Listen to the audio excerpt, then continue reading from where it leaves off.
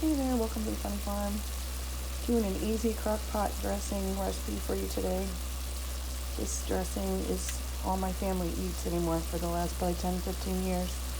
Super easy, made in the crock pot, so you don't have to stuff it in the bird. I'm going to start with a pound of sausage. It's usually a plain breakfast sausage. And with that, you're going to saute a cup of onions and a cup of celery. I have the veggies heavy on mine because I like extra, so I'm about a cup and a half of each. When your veggies are done, you're going to drop in a whole stick of butter. Real butter. No margarine, no oil. Thanksgiving is a good time to watch your cholesterol, and that other stuff is bad for you anyways. You're going to let this melt. And now that our butter is done melting, we're going to add in 2.5 cups of chicken broth.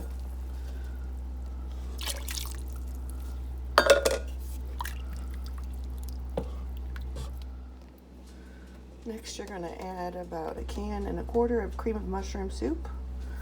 Some soup company that shall remain nameless ruined this recipe for me one year and made it dry because they changed the can size and I didn't realize it.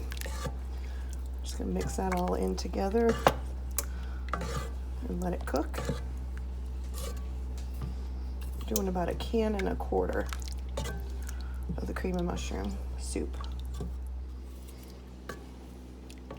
And once this is all mixed together, you're going to add in 3 cups of oyster crackers. And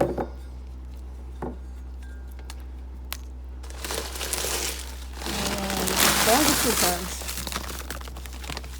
And give it a stir. Then we're going to add in 2 beaten eggs and mix this in, and then it'll be ready to go in the crock pot on low for 4 to 8 hours. You can make this the night ahead and just leave it in your fridge overnight and then pop it in the crock pot in the morning also, which is what I usually do.